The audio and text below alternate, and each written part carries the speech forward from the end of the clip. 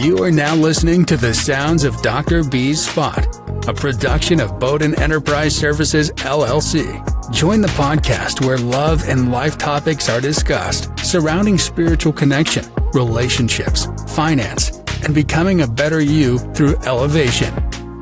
And now, here's your host, spiritual advisor and behavioral health clinician, Dr. B.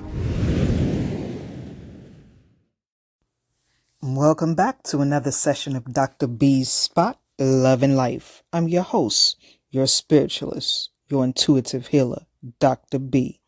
We are back in business and back in action, back with the truth, back with the fire, and back with the words your spirit didn't know it needed. Today's message is titled, Perceptions versus Reality in Spiritual Fingerprints. Let's get it. Let's begin with the truth. Perception is not reality. It's your lens. It's your filter. It's the trauma you haven't healed yet. It's the story you were told.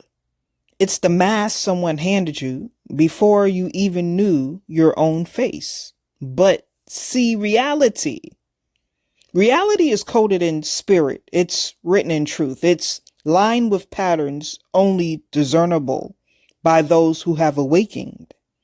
Many are reacting to a perceived version of you and not who you really are.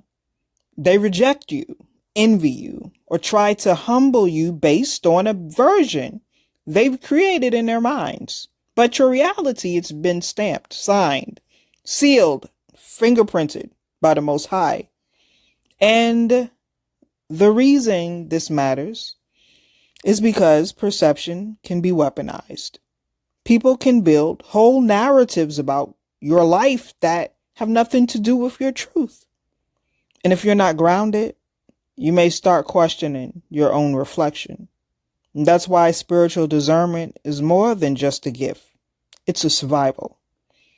Our culture often mistakes loudness for confidence and performance for purpose. You could be operating in sacred silence and still be perceived as lost or irrelevant. Meanwhile, those putting on the biggest shows are often the furthest from their assignments. Reality walks quiet but powerful. Don't get fooled by the noise. The danger of perception is that it doesn't require your permission. Someone can build an entire opinion of you without ever asking who you really are.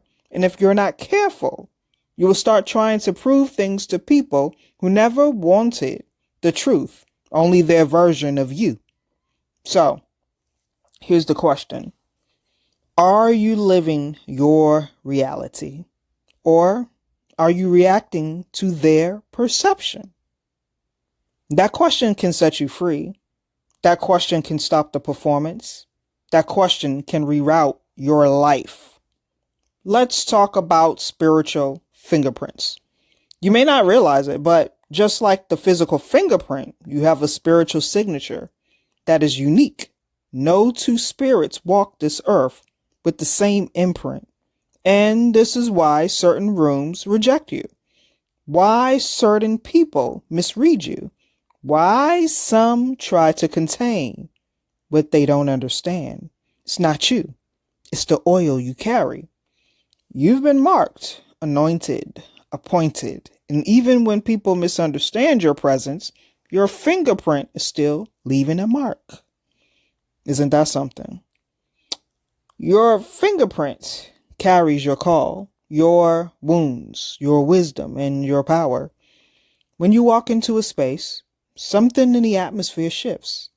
Even if no one says a word, people can feel you, even when they don't know what they're feeling. And for the spiritually unaware, that can be uncomfortable. Have you experienced that before? Well, that's why you experience silent hostility. Your fingerprint is doing the work. Your fingerprint isn't just about spiritual gifts. It's about the energy, the frequency, the divine message you carry. It's the oil that your suffering produce. It's It's the coding embedded in you through every trial you survived, every heartbreak you outgrew, and every lesson that bent you but didn't break you. Don't ever downplay the fact that you're still here. You survived things designed to destroy you, and the proof of that survival isn't just in your story, it's in your fingerprint. That's why you can't be cloned. That's why people can copy your words and still not move people like you do. So be mindful of who you allow to touch your spirit. Not everyone deserves to come into contact with your sacred fingerprint. You are a living, breathing testimony, not a trend. And those who mishandle your energy will answer for it. Sometimes growth will offend those still operating in old perceptions. They met you at your struggle and assumed you'll stay there. They saw your surrender and called it weakness. They saw your servitude and thought they could control it. Well, what they didn't see was your ascension. They missed your graduation day. They weren't there for your spiritual promotion. So now they're stuck trying to relate to who you were, not who you've become. You get it? It's hard to watch people freeze frame you in your past. They cling to an outdated version of you because it makes them feel comfortable. But your growth demands space. And not everyone is willing to grow with you. So some want to hold you to your lowest chapter because it keeps them in control.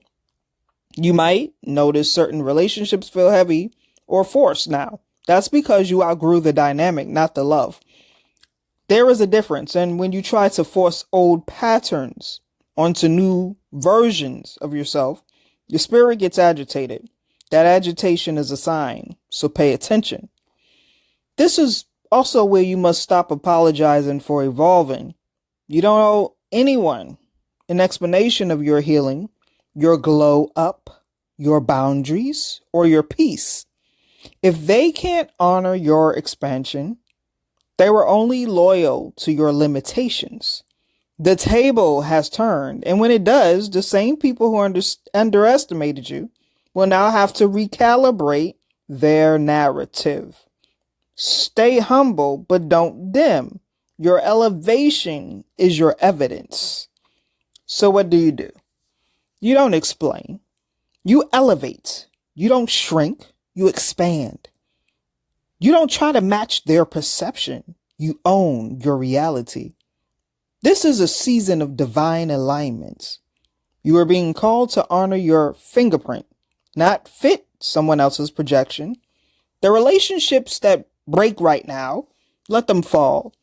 The misunderstandings, let them clarify themselves in your absence. You were not created to fit. You were designed to stand out.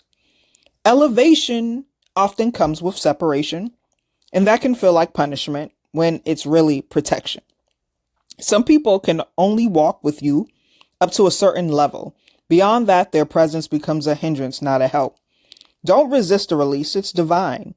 You're not losing lovers, friends, relationships. You're shedding illusions. Those who can truly see you won't need constant explanation. They won't shrink you, dim you, or mute you.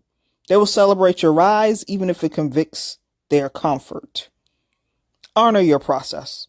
Stay faithful to your fingerprint. It carries an assignment that was never meant to make you blend in. You were created to stir, to awaken, to ignite. That's why average environments feel suffocating now. It's time to breathe in higher air. And remember, silence can be a spiritual strategy.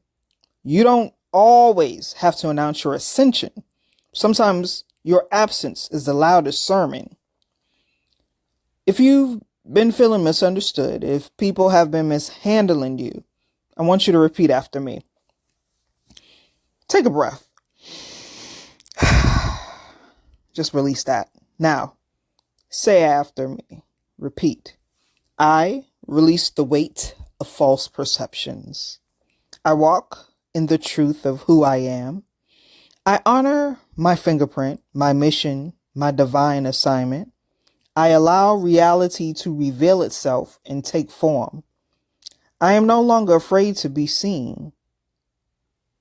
Repeat it until it breaks something inside of you. Repeat it until it becomes truth in your bones. These aren't just words. They're declarations. When your voice comes into agreement with your spirit, atmospheres begin to shift. Write those affirmations down. Place them where you can see them daily. Let them rewire your inner dialogue, because every time you declare truth over yourself, you weaken the hold of the lies others try to project. Affirmation is warfare. It reclaims territory. And the first territory you must win back is your mind. Before you convince the world of who you are, you have to first believe in it in secret. This is about identity, reclamation, spiritual clarity, and unapologetic presence. You are not just speaking these words. You are returning home to your truest self. You are not who they imagined. You are not who they tolerated. You are not the version they could manipulate. You are the awakened one, the healed one, the chosen one. The spiritual fingerprint can carry, the fingerprint that you carry was designed to unlock the doors, break chains, and shift atmospheres. So don't water it down. Don't hide it. Don't explain it. Live it. Even your silence carries strategy. Even your stillness has power. People think because you're quiet, you're weak. But in reality, you're watching, discerning, preparing. Because when you move, you shift everything. Every betrayal, every setback, every delay added weight to your fingerprint. You became heavier in the spirit realm. So don't be surprised when light conversations bore you or shallow spaces irritate you. You outgrew them. You were never built for background energy. You were called to be the blueprint, the leader, the frequency breaker. That's why it had to be you. And the moment you fully accept who you are, everything around you starts to recalibrate. Recalibrate. I'm repeating it for a reason. Take it in. Reality responds to boldness. Reality respects alignment.